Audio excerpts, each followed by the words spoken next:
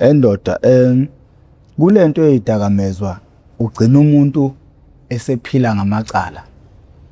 Yebo impela kunjalo. Uke wangitshela ukuthi neke naba nenkinga lapha senigangile senenza icala nagcina senithinteka. Uma ungasilandisa mhlambe kwakwenze njani into leyo yayikade iqale kanjani ize gcina ifike lapha senisenkingeni khona? Empeleni ukusho ukuthi njengoba umuntu besengene ekubhemeni iyona ndlela bese uphila elule ekwazi ukuthi umuntu akwazi ukuthola imali ngendlela esheshayo. Ngoba uma usubhema awukwazi ukubekezelela isikhathi sokuthi ungahola ekupheleni kwesonto noma kwenyanga. So ukuze sikwazi ukuthi ngaso sonke isikhathi sithole manje imali sibheme manje sithole le nto esifunayo kwawugcina ukuganga. Njengoba umuntu wayesegcina seyifaka enkunzini ngoba kule dakamizwa abekho abangana ba right. So bonke abangane abalungile obvious uzohlangana nabangana benza lamacala kanje. Emva lokho uzobe usuyibandakanya nawe kuzona izinto ezikanje. So ngase ngicina ngihlangana nabangani sengasahlala ekhaya sengihlala ngihlala emijondolo yabafowethu la kuvemadalela khona noma bayenza into ayithanda ngesikhathi asithandayo. So ngolunye usuku masivuka ekseni akufani nezinye insuku sike silale siphantile sivuka ekseni umuntu enemali e-right. Siyavuka kuyabheda wonke umuntu akanalutho nasi lesidakamizwa siyadingeka ngoba sikwazi ukuthi singathi ayisobuye sishaye ngezinye isikhathi ngoba imali asinayo njengamanje. So kuyasikhomba ukuthi asiphume siyoyizama njengamanje noma ingayiphi indlela le kuyiyona esingakwazi ukuthi siyithole. Sayithola ke sesingena emacaleni sibamba abantu inkunzi ukubamba umuntu utshela ukuthi mhlambe akakwazi kanti umuntu okwaziyo ukubona uyazi ubhuti kabani noma umalume kabani wena umazi ngoba umnawo ugcina usuwenza lelo cala sayithola sesisenkingeni kanjalo sajaha umphakathi jaha le ndaba okufa nokuphila loso sigame uyathuka uma uthukileka ukwazi ukwenza izinto eziqondile uyaphenika ugcina uwenza noma yini hlule ngisho ukugijima qhubeke inyawo ngenxa ukuthi isimo sokusona hlezi ishaya ngamandla usuku under pressure. Yabo ngagcina ngithola sengibanjiwe ke mina engangingazitshela ukuthi ngoba ngangibona ngingcono kunabo bonke kulabo sasihamba nabo mina mhlawumbe ngathi usile okanye ingconywana okanye uhlaqhamuka namaqhinga athize ukuthi sikwazi ukuthola imali. Ashawula indaba okufa nokuphila ngishawa ngisho izingane ezincane zesikole ezidlula ngendlela noma adlula jijele noma ayithola ngathi ingqondo iyahamba ngangayitshela nalokuthi ngiyophinda mhlawumbe ngikwazi ukuhamba ngendlela engangilimele ngayo. Kodwa ke kwasiza ngokuqhamuka amaphoyisa ngaleso sikhathi kuzwa kwami isiren ngangazizwa ngijabule ukuqhamuka amaphoyisa ngisecaleni ngenza lo wrong ngoba ngangibona ukuthi okay iyona ndlela kuphela le umuntu azokwazi ukuthi akwazi ukuphuma kulesigameko akusona abhekene naso ngaleso sikhathi.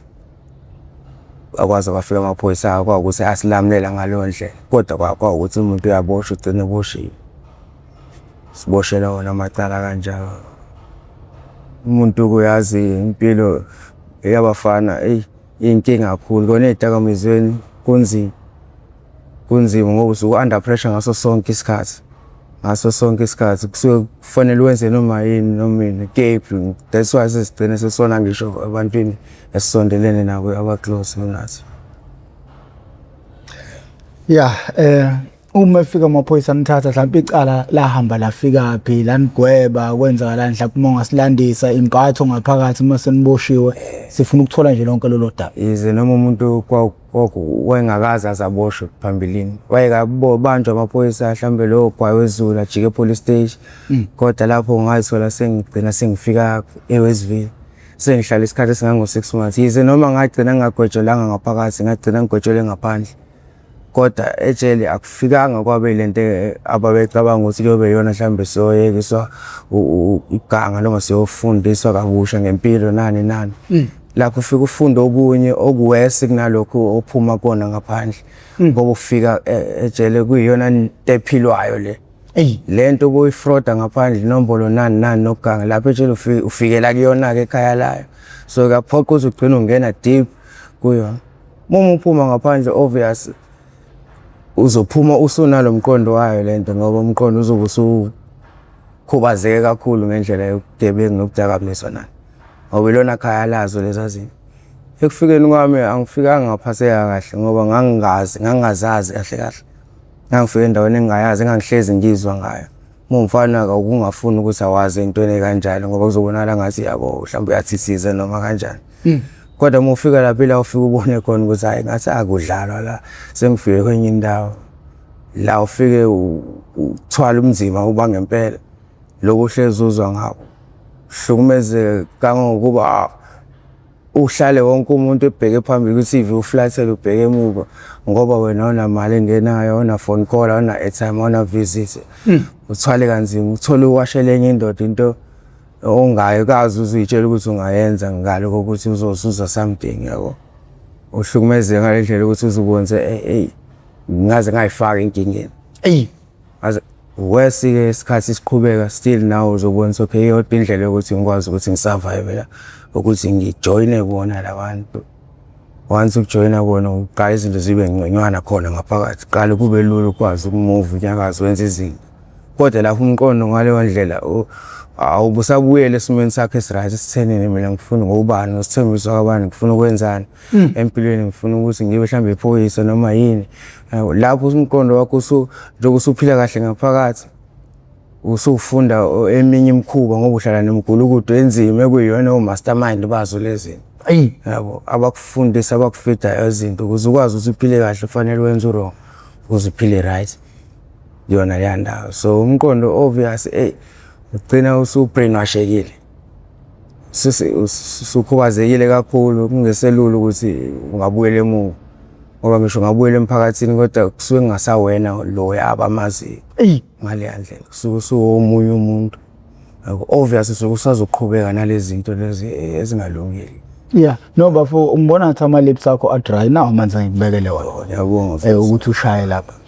Bafo ngokucabanga kwakho noma nje ngokubona kwakho ijele ngabe liyamsiza yini umuntu noma liyambulala?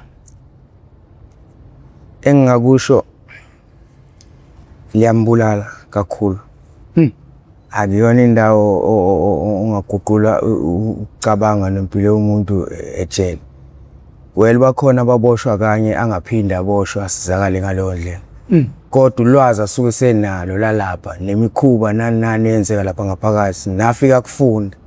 Nafika aphoqeleke ukuthi akakwenze noma melane nakho ukuze akwazi ukusurvive kuleyo ndawo. Akukho kuhle. Akukho kuhle. Well ngisho ngafunda phakathi uphume ube nesicucu esithize ukwazi ukuthola umsebenzi well right usizakele ngokuthi uzokwazi ukusebenza ukwazi uku-afford. Kodwa ekuhambeni kwesikhathi ibona abantu abagcina benza amaqala amakhulu ofraud nani ngoba uswanawo lo yamqondo walapha kuleya ndawo ukuthi mina ngumuntu kanje ngumuntu owenza kanje yosebenza kanje futhi nje ofraud abantu ngale ndlela ethize. Akukho kuhle at all. Well kuyazama ngoba kuthi indawo zokuhlumelelisa isimilo kodwa abaningi akwenzeki kubona. Sekushiyana ke nezimo zomuntu ke nempatho yakhe ayitholayo nempilo aphuma kuyona vele ngoba sifanisa abantu. Womfowethu uzwakala indoda enesizotha engathi khulisa ephuma ekhaya eliright nekhuliseke kahle. Uma ungasilandisa mfowethu umfowabo esikhuluma naye ufunde pha amabanga phansi wafunda phi aphakeme ubumfundo onjani ubumntwana onjani kwenzeka kanjani thi insizwa madoda ezithobe kanjena igcinele ngasohlangothini olingeluhle lempilo? Ngumfoka Mbambo mina ngusithembiso kaMbambo. Mageza ngobisi lenhluna abafokazana begeza ngamanzi. Impela kunjalo. Ekhaya kusePortshepstone eMthwalume kodwa ngikhulele eNewlands la ngikhule ngihlala khona ngifunda khona. Ngihlala nabazali well oyedwa umzali bese ngasekho mama kukhona ubaba. Well angiboni ukuthi ngathi ngamblame ndlela thizeni ukuthi kwakhona isikhalo esisize sasikhona esenza ukuthi kube nalokho. Ngoba sakhula ekhaya efudumele. Sakhula ngempatho nemfundiso eqondile and why strict umzali. Ngakhula ngifunda eKhaselile primary. Ngakhula ngumfundi nje ohloniphayo namahloni nje ukungibona ngiqondile okungekho ngingakwenza okwrong ngingakwenzi nangephutha. Engekho umuntu omdala kungingedwa kodwa okungekho kungavuma ukuthi ngikwenze. Well, ngaqeda primary ngangena e-high school e-Riverdene secondary. Anima ngene e-Riverdene, well, uyazi high school usuke usufike kwenye indawo angathi usufike komunye umhlaba ongafani nalopho uma kona. Lapho wonke umuntu omaziyo oqhamuka ngala kodwa mase ngala usuke seshintshile ngoba sekufanele uyibonakalisa ukukhula kwakho lapho esikoleni ngoba ususe high school manje. And esikoleni engangifunda kusona well yakwazi isikole esifundisa into eqondile si strict kodwa hayi ngalo ndlela ngoba kwakuzenzela kwakubhenywa kuyiphathele nje ungeke usho ukuthi sesikoleni kungekho strict ngalo ndlela.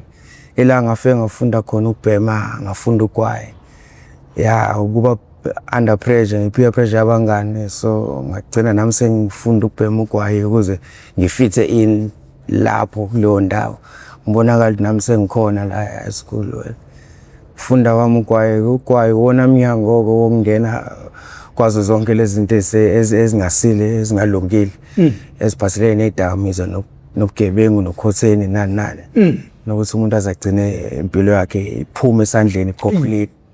Well yize noma utshela ukuthi hayi njengoba wenza lokho ubhema uzothi mangabe usubona ukuthi sekuyadlulela kuya kokudeep mase uyahoqa empeleni akube kusaba kanjalo uma songenile usuku usungenile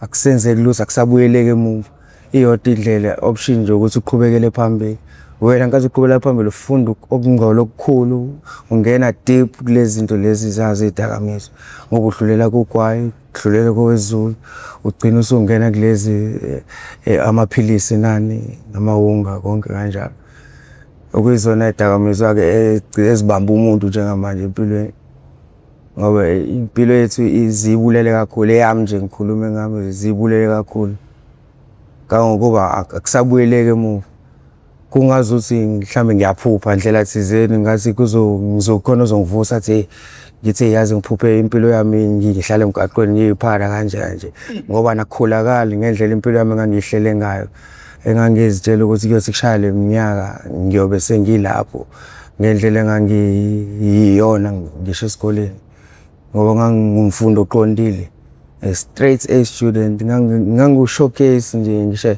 ekhaya ubaba wayethembele ngayazi ukuthi hayi nangu mfana wami uzomisa ikhaya ngisho ngayona inkosana bekhona abadala impela nizi noma sasingasondelene singawona umndeni oclose kodwa mina nomfowethu omncane sakhula sihlala nobaba base bebheke mina kukona konke fortunately idakamizwa sangithatha zangibeka kwenye indawo. Zidila nini nawe cause ngifuna ukukubona esikoleni mfethu cause I think kuningi esizokufunda lapha kuwena njengabafundi njengabazali njengabantu nje base South Africa ukhula kahle ukhuliswa ngezizotho ekhaya nawe futhi inature yakho nje umuntu ozothile zikudrive kanje zikukhipha kuphi lapho khona ongasakwazi khona nawe ukuthi ube necontrol yazo kube izona ezikucontrolayo.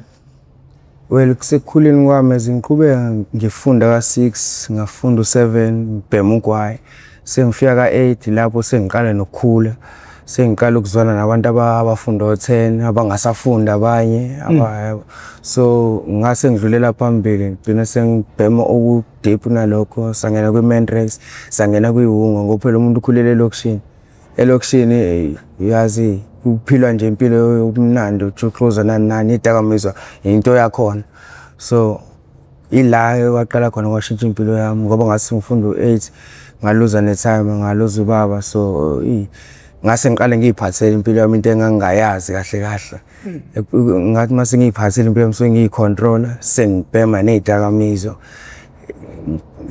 ngisho ekhaya kumina sekhona ngoba phela kwangumfowethu omncane wayekhona sasizobabili so ngase ngirula ngisho ekhaya umfowethu umina yonke ila ngaqale ngibona khona kakhulu ngoba nemali engasangeni ngingasakwazi ukungasekho umuntu ongiprovidayo ngemali ila ngagcina sengenza wrong ngezidakamizwa ke la sezingikhipha khona endleleni complete ekuthenini ngize ngigcine ngifocus nasesikoleni ngagcina ngiyesiyekile nesikole kanjalo. Nesikhathi kubonakala ukuphuma kwakho emgaqweni ade umuntu ophasa ungasaphasi abekho nothisha mhlawumbe ababesondela kuwe befisa ukuza ukuthi ngabe yini lesekuxake kangaka. Well, noma babekhona kodwa wayengekho othe wayengaba mhlawumbe i-backbone yami ukuthenini abe njengomzali kumina. Uthisha uyaba njengomzali enganeni esikoleni ngaleso sikhathi leyo period encane nje osesikoleni from 8 mhlawumbe uzoshaya u2. Emva kwalokho kusuka lapho ubuyele ekhaya lapho usuziphethe wena. Uyoze kuthi ubusuku bonke wena in charge o control impilo yakho lapho emengekho umuntu omdala nomuntu ongenza sure ngaso sonke isikhathi ukuthi usendleleni eqondile okungekho okwenza akulula ngoba uqale impilo yakho masuyiphathele kuba nzima kakhulu ngoba ama decision uyithathela wena wes akekho umuntu ozongiprovide nangemali ngiyazwele ngixakekile ngapha yabonga nasi ne high school ngapha isikole nawa nama drugs ngapha ayangikhomba angidemand ukuthi ngiwathole ngaso sonke isikhathi obviously lapho ngizodideka ngoba phela ngisuke ngisayingane ahlahle umuntu ufunda u8 ngeke ngize ngithi usuke sengathatha izinqumo engashintsha impilo noma kuyenzeka impela kona kodwa uyamdinga lo muntu ngaso sonke isikhathi ozohlezi eseduze kwakhe kuze noma sebuyele emuva akwazi ukuthi amphusha athi mfethu siyaphambili athi noma selahla ithemba athi hayi khuleka kuzolunga asiqhubeke siphambili ungagive up asenze kanje ngaso so awuzonika nama advice okuyiwona well hayi ngasekho ya emndenini wayekhona usisi nobhuti abadala kunami kodwa ngoba sesingahlali ndawonye so kongelula ukuthi communicate nabo ngaso sonke isikhathi so ngisho ukuthi ngikhulisa umndeni ongekho close ngingakwazi ukuthi ngingakhalela kubona ngaso sonke isikhathi so ngizokhalela ebangani nabangani uyodwa into azokutshela yona uzothi asishayela ukuze sikhohle zona zonke le inkinga lezi wena ukushaya lapho ukhohle inkinga uzogcina usuthatha leyo mali yokugcina yesingu usuthenga zona idakamizwa indlala iyanda ngala kanjalo ngala indlela yokuthola imali ugcine yabo nje izinto ugcine iphambana ngaleyo ndlela yona ndlela engasho ukuthi iyonakala kwangabe kusalungiseka kwaba kunzima kumina ngingedwa ukuthi ngikwazi ukuthi kulungise ngiphinde kubuyele esimeni ukushiya ekhaya uyohlala emgaqweni ngicabanga ukuthi isinqumo esinzima ukudlula zonke inqumo ezeke zaba khona empilweni mawungasithatha nje usilandise ufika kanjani lapho uthi uzogcina manje uphuma uyohlala emgaqweni akubanga isinqumo esilula empilweni kodwa ngasithatha ngesizathu sokuthi ngangisenkingeni emphakathini komakhelwane abantu abaphila around mina nabangithandayo nabacabanga ukuthi ngisengaba umuntu ngoba ngase nginezikweleti ngisengiqala ukuba namacala sengiqala ukuganga ngebe khona la komakhelwane ngoba phela babengithembile bazi ukuthi ingane ehlonipha ingane kaMabane so mangifika khona gcina sekuduka ukuthi gcina ngingasafunakala gcina sengifunakala ke manje emphakathini sengifunwa sengenzile amacala ke manje so kukhona umunye mfethu obengiphila naye kakhulu owakhona endaweni bengikhula naye siqale naye ugwaye siqale naye sifunda naye konke nje sase decide naye ngenxa ukuthi sikonke sasikwenza okurong sasikwenza naye ukuze ke uyazi usukubaleka induku ubaleka ukushawa ubaleka ukuboshwa ubaleka amacala usuwenzile wena ngoba usuke ungasukela sase decide ukuthi ukuze sikwazi ukuthi siphande kangconywana ngoba kunzima ukuthi singaphanda ngecala mihla namalanga ngoba elokushini ngeke uzufanisa nasedropini awukwazi ukuthi ungaphanda ngerecycling njengoba kwenzeka nala eThekwini nokunye nokudayisa nani elokushini abantu abahleli ndawonye ugcina wenza uwrong kubona ukuze ukwazi ukuthi uthole lento osuyifuna well mase ususenkingeni lapho uthola usukwenza amanye ama decision obungawahlelanga asesigcina sesisuka kanjalo ke siza la edropini ngenxa ukuthi sofuna indawo yokuhlala nokuthi sikwazi ukuqhwashiliza siphande kanconywana sithole lawo masenti okufeza zona lehloso zethu ezingalunganga uthemba ugcine seningabantu abahutshwayo lokushini ngabe liphi leli cala leli mhlawumbe enanilenzile kuyilona elagcina manje lingasanihlalisile kahle nanithatheni ningene kanjani ngoba abantu ababehlezi bekhona njengomuntu bese ngasafundi kahle. Yeah. So mina nkathi abantu besemisebenzini sithagetha le mizi neleyo mizi wesi imizi yabantu abasaziyo esibazi ngoba siyazi okay lapho kuhlala umuntu oyedwa hlala mhlawumbe ubaba kabani noma umalume ethizeni umese emsebenzini kusala ngakho umuntu egcekeni siyajomba siyantshontsha lo amathuluzi nani ngaphandle washing siyathula yonke le nto ukuze sikwazi siyodayisa sithole lento esiyifunayo. Emva kwehambeni kwesikhathi ke elokishini wonke umuntu uyazana nawo wonke umuntu kugcina kutholakele me-investigate ukuthi ngabe mhlambe le mpahla etholakale lapha kanje ayifanisi neyakhe agcina ethola ukuthi eyakhe kulandeleke ukuthi ngabe ifike kanjani lapho awayidayiselwa ubani nosibani gcine sesitholile ukuthi okay siyafuneka ngale cala le isona zathu sasenza ukuthi sigcine sesingasekho elokishini kahle ukutshontsha nje ubizwa nge-ice breaking ne-Bene Plus kushiwo kanjalo thina sibiza kanjalo thina sibhemayo sibiza nge-Bene Plus. So izona izathu ke zagcina zenza umuntu ukuthi asuke elokishini. Bayashona abantu ngale maskani usuku nosuku. Uma ungabekela umuntu ongaze emaskani umxoxele nje ngokushona kwabantu ngokufa kwabantu ezidakamizweni ungathini ngenhloso yokumqwashisa ukuze asabe ungena ezidakamizweni izinto enizibona usuku nosuku. Emaskandi impilo lapha mangaxoxela umuntu ongazi nje ongakaze ayibona umaskandi ngathi akapictureisha isihogo emqondweni wakhe ukuthi ngabe indawo ekanjani. Leso sithombe onaso leso exactly lesithombe ekuyisona noma ilast phila khona njengamanje. Mihla namalanga I'm sure even manje ngikhuluma nawe kunomuntu omboziwe lapha isidumbu sakhe esilele phansi osethula mhlawumbe nosuku mhlawumbe no 2 days elele lapho engalandiwe. Mihla namalanga kuhlezi kuzophuma isidumbu. Hlezi kuzoba khona nomuntu ozodlula emhlabeni. Ngiyizona ke idakamizwa lezi ngoba zingozi kakhulu le dakamizwa sibhemayo.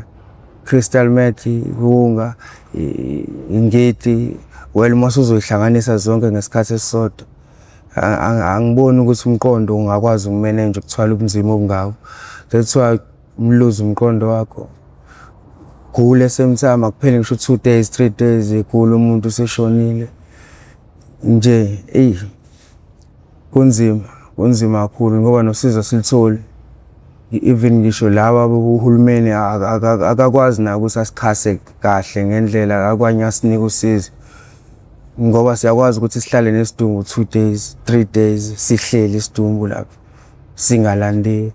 Obviously lo muntu uzolanda sengasekho right sesenanephunga lo nto enukayo esiphefumulayo sihogelayo lokugula lokungcola TB kuyakhohlela bayagula abafethu so sharisha lonto eyodwa umoya wodwa siphefumula into eyodwa nazi nezidakamizwa phezukala yabo siphile ukungcola ngingazi ukuthi ngakubeka ngayiphi indlela ngicela ngingakwazi ukuthi ngabeka ngayiphi indlela kahle isihogo nje isihogo njengoba ngitshela ngathi sesihogweni akuyona indawo umuntu angabu ukhandela ukuthi angaphila kuyona le. Akuyona indawo engaphila umuntu ophilayo. Uma ubona isidumbu somuntu silele phansi noma sekuphele 2 days sihleli yini ayifike emqondweni wakho? Ngiqama manga sekuze kwajwayeleka. Akusathusi kangangokuba mangibona isidumbu sengigijima ngiyomisa iveni ngigijima ngepolice station no sengingafika mhlambe kuba ukuthi siyabuzana ukuthi ubani ekwazi kwakuhlunga kodwa akusathusi ngaleyo ndlela ekuthenini sesizokwenza ngoba kukho ukutheni so sizakala ngapha ngoba siyahlala lapho lo 3 days so akusayona into ethusayo kodwa akujwayeleki ngoba ngeke kuze kwajwayeleka into kanjalo uma ubona isidumbu sihleli phansi. Kubuhlungu kakhulu ubuhlungu ngoba siluza abafowethu phela nodadewethu laba akubasona isidingo somuntu ongamazi noma isidingo osidlulayo nje emgaqweni. Isidingo somuntu ophile naye mhlawumbe uzophile naye 5 years 10 years mhlawumbe umuntu obosherisha naye ingubo umuntu obudla naye ophila naye impilo yakho yonke. Ubuhlungu kakhulu ibuhlungu lento eyenzeka lapha ngoba siyazi awukwazi ucabanga ukuthi mhlawumbe ngelinye ilanga nawe uyolala kanjeyana isidumbu sakho size sonakale engekho osinakile. Lokho kukhona emqondweni wami lohlezi kukhona futhi ngaso sonke isikhathi kodwa ngoba umuntu unethemba lokuthi mhlawumbe angeke azaphelele la empilweni mhlawumbe uyogcina eshintshile umuntu ephumile kulesimo salempilo umuntu oright awuziboni moyiphicharisha ulele la kodwa uyazi emqondweni wakho ukuthi kuzokwenzeka nakuwena if ukuthi igcina impilo yakho iphelela la akukho okukhombisayo ukuqhubekayo kuyaphambili. Isiphi isigameko eseke sakwehlela emgaqweni nothi mawuhleli ucabanga noma inkinga wathi mawusukuyo washo wathi ukuba ngeze ngaba seyidakamizweni ngaba ngekho kulesi simo lesi? Ethekwini emgaqweni kuhlale kube nesikhathi la abantu bomphakathi thola ukuthi badiniwe mhlambe abafuni lutho bahlanganisa nalaba abahlali basemgaqweni njenganathi thola sekubambe beshaya abantu beshaya usikhotheni for no reasons. Leso sigameko singifike sasendaweni esilala kuyona phansi kwebridge lapho so sabona ngequlu labantu sasingalindele kwangekho ukuthi ungabaleka uma uzovuka ebuthongweni sabanjwa ubuthongo uvuka naba nabantu sekunomsindo uwelewele umuntu washawa kakhulu lapho balima inqwaba nje ngishayashona kodwa ngashayeka nami kakhulu ngashayeka ngangakwazi ngisho ukuhamba mhlambe 3 to 4 days to isonto lonke nje ngingakwazi ukuhamba ngingakwazi ukuzibhandela ngingakwazi ukwenza lutho shawe angazi ukuthi ngizothi wobani kodwa ngizoza abantu bomphakathi angeke ngize ngibablame nabo ngoba basuke bentshontshele belahlekele begangele kodwa ekuthenini sebengihamba beshaya wonke umuntu beshaya umuntu ekuthenini ngoba ngangizazi ukuthi ngi-innocent anginacala angikaze ngigange angenzanga lutho kumuntu ekuthenini ngazithola ngikuleso simo sokushayela amacala abanye abantu lokho kwangihlukumeza kakhulu kwangikhubaza nje emqondweni nasenhlizweni ngoba ngangazi boni nami ngigcine ngibe nenkinga ngoba ngewazi ngizophelela nje masontweni esiphuma kona kwashaya kwabulawa abafethu lapho ngaba abafethu efile eMaskandi bashisiwe kwale kophosoma bridge badutshulwa inqwaba and most yabo laba balimali laba abangenacala abangenzile lutho kodwa ngoba zonke zifa ngamvunye ngeke ngithi kulungile kodwa kubuhlungu ukuthi ngagcina ithola leso sekungaphansi kwesigama esikanjalo ekuthenini kube angizange ngaze ngangena edakamizweni ngangeke ngize ngithole ngikizimo esikanjalo ngoba kuhambe ngolunye usuku kuqondane nami mhlawumbe ibhadi liphume ngami ngithole ngiluziso ngithole ngiluza umlenze ngithole kodwa lapho kuyobe sekungenza namathemba ami ukuthi ngiyophuma la ashabalala ngoba iningi labafethu selinikele ngokomqondo kuthenini seligive uphile so iyona impilo ke okuyiyona esidalile yona ukuthi umuntu ayiphile bena abanye bethu bakholelwa ukuthi akunjalo umuntu sengaphuma la edakamizweni wayengene ngoba phela nje inqondo sayingane sakhula ungakazi lutho ngempilo aze athole ekulesimo akuzona umuntu. Mangathiwa namhlanje unikwa amandla wa president ungayiqeda kanjani nezidakamizwa? Ngake ngiqale ngifuna ukwazi ngazo izidakamizwa nekutheni nembangela ezenza ukuthi kuze kube khona izidakamizwa ngizama ukuvala lezo zinto ngoba ezidakamizweni labantu abayibhemayo iwell ibona abarong kodwa kukhona behind izidakamizwa laba ongababoni ngamehlo enyama ekuthenini uhulumeni mengaqale agxile lapho ekuthenini ngeke mangifuna ukubona lesihlahla nginquma amagqabi ithi angishone empandeni zazo ukuze ngikwazi ukuthi nginqobe ngaso So mangafuna kahle ngokujula kwazi ukuthi siqhamuka ngayiphi indlela silethwa obani ngayiphi indlela ngoba nekugcineni ibona labantu okuyibona ngeke ngithi obani ngiyabonga ngoba ngibazi ngamagama kodwa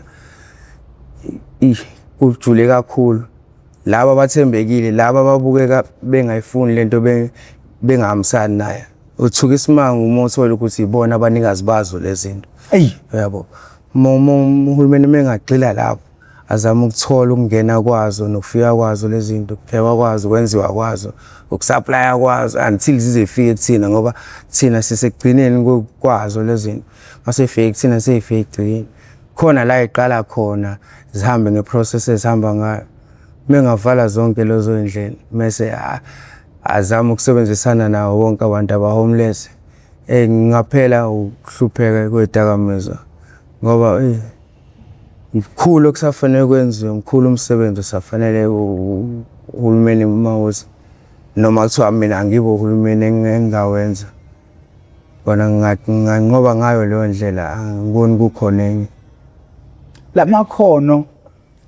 lamakhono avaleleke lapha nabantu abahlakaniphile abavaleleke lapha ezidakamizweni ngokubuka kwakho ngabe ikusasa lalesizwe sibhekephi uma kunabantu abavaleleke ngalolu hlobo lapha ezidakamizweni le ndawo iphethe wonke uhlobo womuntu lonke uhlobo lekhono netalent kunabantu abanolwazi olujule ngenye indlela kunolwazi oludingwa abantu abala ngaphandle bese kunabantu abaphila through ulwazi labantu abalapha nama-talent namakhono ukuze kwazi ukuthi ba-survive. So if kungakwazi ukuthi kusabalaliswe imfundo yabo nolwazi lwabo lalaba abantu thina nje kahle singakwazi ukuthi sithole amathuba okuphuma sithole imisebenzi nesizwe sishintshe ngoba angiboni kukhona into engahlula ukuthi siyenze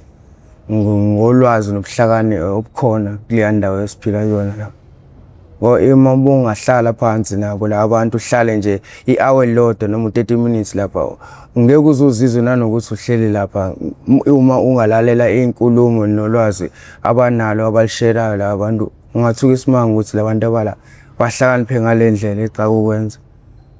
And ngiyacabanga ukuthi lolo lwazi abanalo isizwe bangashintsha kuyikona ukuthi luvalelekile licindezelekile ayikho indlela engakwazi ukuthi ifinyelele ngayo ebantwini bomphakathi ngoba abantu abamnika umuntu oyi-homeless ithuba lokuthi eze nolwazi lokuthi angasizakala kanjani.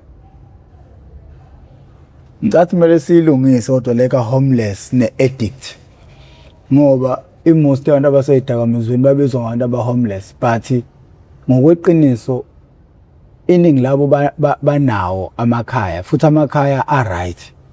Umuntu asho umuzwa kubona i-swimming pool ayolala etsheni eyoqamela etsheni ngenxa yazo izidakamizwa. Ngiyacabanga ukuthi mhlawumbe nasekulungiseni ulimi lokuthi i-addict ne-homeless kumele kuhlukaniswe. Yeah, empeleni kunjalo ngoba umehluko omkhulu. Well bakhona abafika bengakho addicted kwama-drugs kungoba be-homeless. Yeah. Ngela thizeni aphile umuntu la agcine se-addicted engene edakamizweni through ukuthi u-homeless. Ukuba ube nekhaya ne-shelter nekhaya elifudumele ubengeke aze end up e-addict. Well iningi labo letho i-addiction yama-drugs qiniso leyo kodwa ngeke siphike ekuthenini baningi aba-homeless aba-end up ema-drugs through ukuthi ba-homeless kuyisizathu sokuthi abanawo amakhaya noma indawo abazobalekela kuzona noma bazocasha noma bazozizwa befudumele kuzona. Ngoba iyona into egcina u-end up kuyona ngenxa yokuthi ukuthi ulonely ugodola ulambile uswele kahle gcina u-end up akona ama-drugs ukuze akhohlise yonke inkinga onayo okweleso sikhashana usuke ukusebenzisa ekuhambeni kwesikhathi kwande futhi inkinga sekuphinde nawo usudinga nawo egazini. Usushawe kangaka ushawela imntshontsho? Mhlambe sengithi ngathi kabili mangaphosisi. Ubanjwe endaweni yesigameko noma ubanjwe nje ungasazi? Ngibanjwe endaweni yesigameko manje endaweni yesigameko impela ngoba kokunye kwenzeka ngeke ngisho ukuthi nganginecala ngoba ngangisukeleka ngingenacala, kodwa ngoba ngiyabhema ngihlala endaweni angisebenzi kodwa still ngisebenzisa into yemali, ngigcina usoleka ngaleyo ndlela, ugcina ushawa icala liwela kuwena ekubeni kodwa uyazi ukuthi innocent. Kodwa sekuye kwenzeka ngitholakala endaweni yesigameko ngingasukelwa, ngishawa ngiyithola ngilele esibhedlela. Kwakwenze njani nanto wawucalculate kanjani? Izinto zike zingahambi ngendlela osuke uhlele ngayo. Intweni kanje usuke ungayiplanelanga ekuthenini isikhathi nesikhathi. Kube leso sikhathi ophaphama ngaso ungasenamali. Usuma uphaphama ungesenamali usuke udinga isidakamizwa egazini. Ungahlelanga ukuthi la uya khona uzofica kanje. Utshela ukuthi konke kuzohamba kahle. Kanti kungenzeka kanjani. Usuma songaphakathi usuqala usuvula usuthatha usuhlanganisa usuqoqe konke kanje uze sekhala ukhiye sengena umnikazi womuzi. Lapho uthola usengikwenye inkinga gcina sengishawa. Awukusekho nokuphika ngoba ngibanjwe eqhojeni. Yeah, usilandise kwakwenze njani? Kwakuselokishini empeleni ngoba la eSeweni ngeke ngisho ukuthi sekwenzeka elokishini yona ndlela besuke yona ndlela yokuphila esesikwenza mihla namalanga sekungasekho kunye sesikwenza zonke insuku. Masingena Jombe emzini womuntu singena ngamawindi ama-bathroom nje sihlanganisa yonke impahla yomuntu, ingubo zokugqoka wonke ama-valuable lawo obona ukuthi angakhokhela ama-ayini amaketelo nani obona ukuthi ngathola imali ngaleso sikhathi. Senganjalo kwavele kwangena umnikazi womuzi, umuntu ayekade eqashe khona vele angithola ngingaphakathi endlini yakhe. Shawa ngase ngiqhutshwa ngifasiwe kanje ngiyiswa la ekhanseleni foramini lapho. Safike ngalaliswa phansi ngabulawa ngenduku. Phela sasibabili kodwa lo omunye ngeke ngisho ukuthi ngoba akatholanga ngaphakathi wathola ngaphandle, kodwa ngoba wayazi ukuthi uhleze nami ngaso sonke isikhathi wayesekhona naye esebanjiwe elandiwe lethiwe la, kodwa mina umuntu wayetholakala ngaphakathi ngisenkingeni.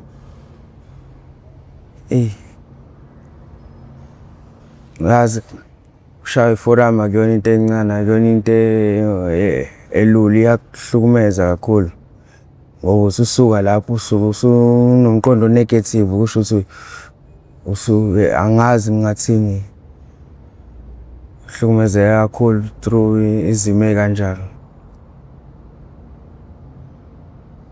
Awukhulume nabafana lapha besikole la abazenza olova manje abaqalile benza into ezibhedayo bayabhema ezikoleni, like ukhulume nabafana nje ngqo njengoba umfana owaphazamiseka esikoleni ngenxa yezidakamizwa, awehlisa isiyalo.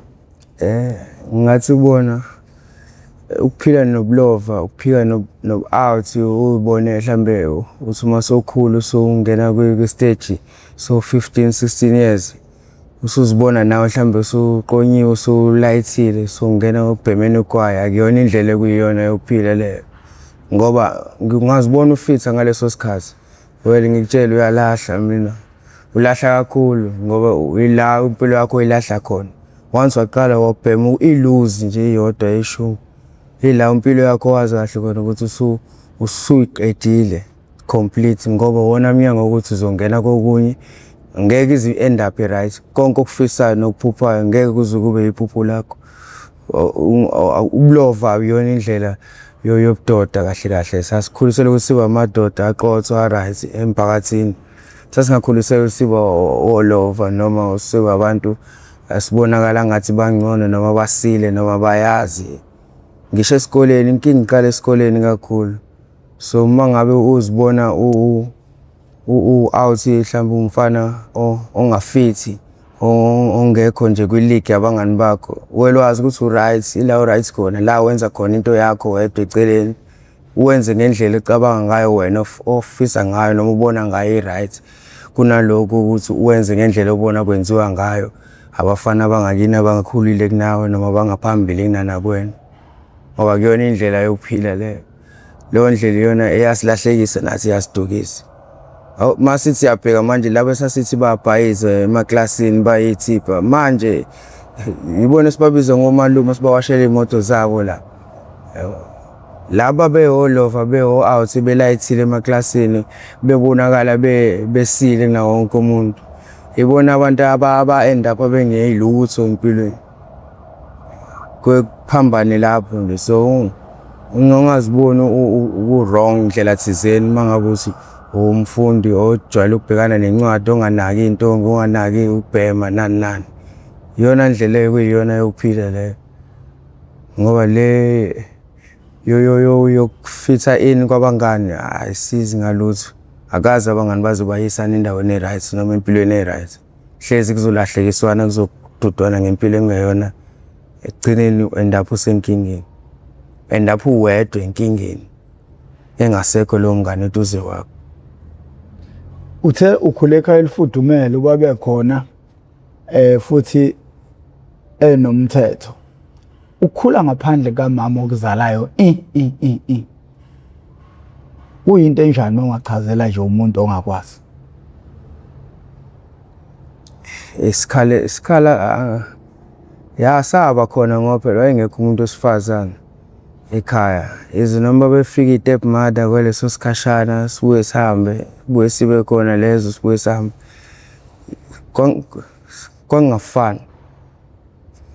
Kwangafani kakhulu angazi ngathini. Isikhala sasikhona kahle kahle sasiswele indawo kamama. Shuthi khona lemfundiso okufanele siyithole kumama umuntu angakwazanga ukuthi azayithola. Umama uyakwazi ukuthi abe kanye nawe ngaso sonke isikhathi. Hayi nje ngoba ubaba akakunika uthando lelo liniko uma. Akunika impatho lekunika umama uyayithola yonke into osuke uyidinga ngaleso sikhathi. Wenza okuyikhona.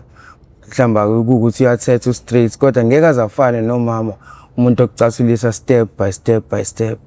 Ngoba ngicabanga ngokwami ukube mhlawumbe uma wakhule khona ekhaya angiboni ukuthi ngabe ngila. Angikaba ngikho kule mpilo engikuyona njengamanje. Ngabe mhlawumbe ngi-right ngenye indlela. Sikhona sikhulu kakhulu isikhala ngiyamdinga bengimdinga serious. Ngoba uzwa lo thando noma lokho mangabe kukhona umuntu osifazana oclose eduze kwakho mhlawumbe njengothisha thizeni noma uzwa ukuthi uyayidinga lokufudumala kwamama. Yabo. Ngoba ubaba ngeke aze akunike ngale ndlela umama akunika ngayo. Yonke into oyithola kwabo uthando laba lu strong mhlawumbe ngathi lu rough lu tough nje yabo. Hayi nje umama uyakuncenga umama uyacathulisana na umama. Lokho umuntu kudinge kakhulu empilweni yakhe. Kushode kakhulu. Kushode kakhulu bese. Bengathina lakho lokugoqa esizweni. Ngathi mabebona abantu ama-drug addicts naba homeless. Abantu bangaboni ilwane. Bangaboni abantu mhlambe abantu abangabelongi emphakathini. Ungamcindezeli umsondeze eduze uthole ngayo uthole ukuthi yipi indlela engcono ongenzeka ngayo ukuthi asizakale lo muntu. Ngoba uyomangala ukuthi lo muntu mhlawumbe ushaya ngedolo phansi mihla namalanga ekhuleka ukukhala inyembezi akasafuni ukuphila lempilo. Useswele indlela nethuba angalithola ukuthi akwazi ukuphuma kuleyo mpilo. So akuwona wonke umuntu oyithanda le mpilo. Empilweni bambala bayithanda ngahlamba umuntu osanda ngena kuyona obona ukukuhle mhlawumbe ngasi ya-act kudlala sonke thina sesikade siphilile impilo kunzima siyakhala mihla namalanga and masicindezela nabantu bakithi okuyibona sesithembele ekutheleni singatakulwe yibona kuba nzima kakhulu okunye kwenza silahle nethawula.